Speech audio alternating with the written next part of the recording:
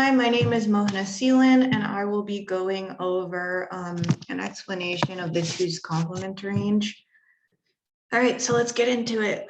What is integer representation? So integers are whole numbers in contrast to floating point numbers. Y'all know this, so I'm thinking that a floating point number is something like a decimal. So integers are whole numbers that represent negative numbers, zero, and positive numbers. So we can have specifically within that integer bin unsigned integers, and we can have signed integers. So signed integers represent zero, positive, and negative numbers. And for today, we're going to be going over the 2's complement representation. And we might cover the other ones later in class.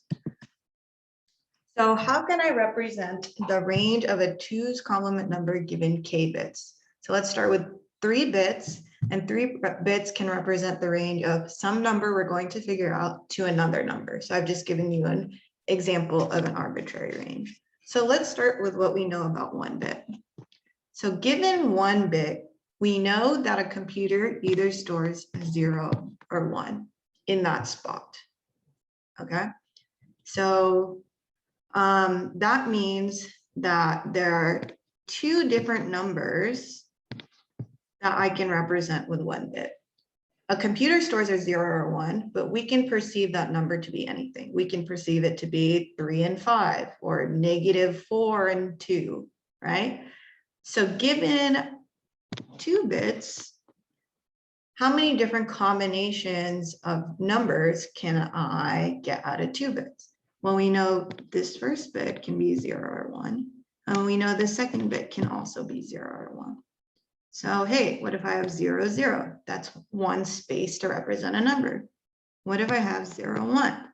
What if I have 1, 1? And then what if I have 0, 1? I've got 4 different numbers I can represent. And maybe let's visualize this as a tree. So this is my first bit. It can be a 0 or 1. Regardless of what my first bit is, my second bit can be a 0 or 1. And regardless of what my sorry about this. Oh no.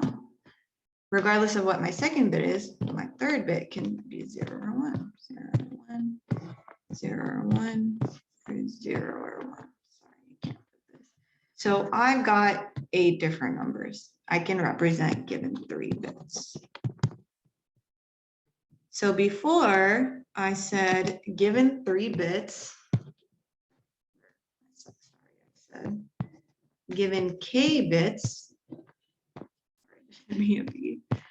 given k bits, how many numbers can I represent? I know with 3 bits, I can represent 8 different numbers. I haven't specified what those numbers are, but I have 8 slots I can represent with 3 bits. Okay, so given k bits, how many numbers can I represent? Well, if we go back to this messy tree, we see that each branch of this tree splits off into 2. So that reminds us of an exponent form. And so, hey, maybe the formula 2 to the k works. 2 to the 3 equals 8. Okay. So now, going back to the question, I want to represent the range of a 2's complement number. And I know that a 2's complement number includes negative numbers, positive numbers, and 0. And I know, given 3 bits, I have 8 spots for whatever numbers I want to represent, 8 spots. So let's say for 8 of those spots, let's split it in half. It would make sense that maybe I use 4 of those numbers to represent positive numbers and 4 to represent negatives. And since I want a range, such as like from -2 to 1, ranges are consecutive. So I would have -2, -1, 0, 1. That's just an arbitrary range I'm using as an example. So let's say I go from 1, 2, 3, 4, and -1, -2, -3, -4.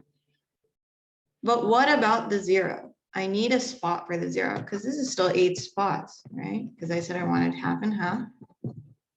We're going to take a spot from the positive section and make that a 0.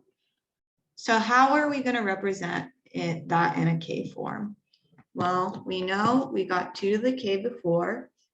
If we divide 2 to the k by 2, because remember I wanted 4 on each side, this is also the same as 2 to the k minus 1. We know that from basic math or arithmetic. Okay, so that means I can do -4 to 4. So this is 2 to the k minus 1. And I can represent this -4 as sort of the same way, just put a negative around the outside because this is the same as multiplying by -1. And stop me if I'm going too fast. But we can't forget the 0, right? Because this is really 3.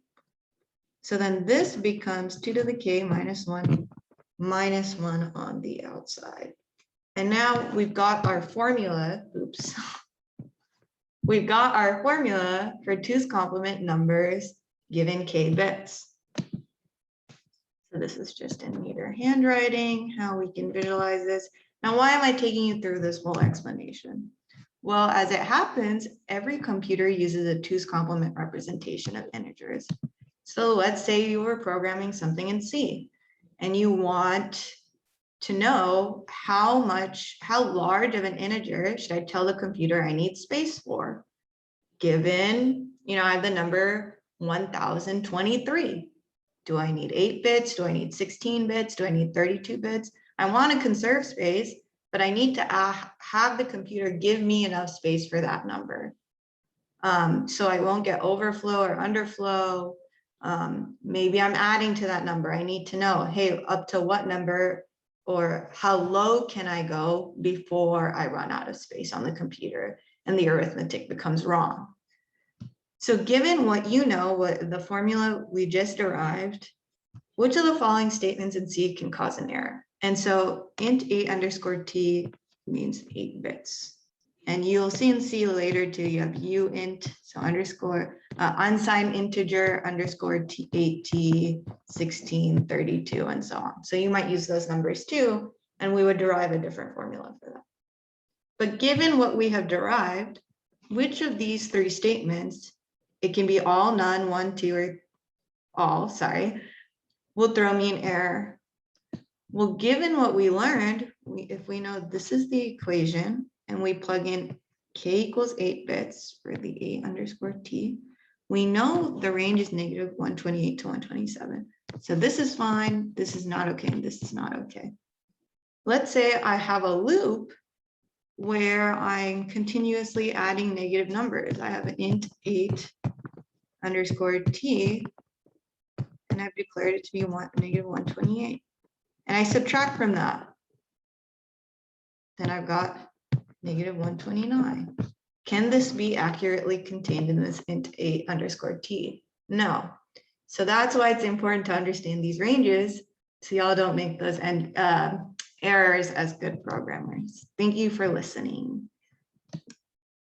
Oh.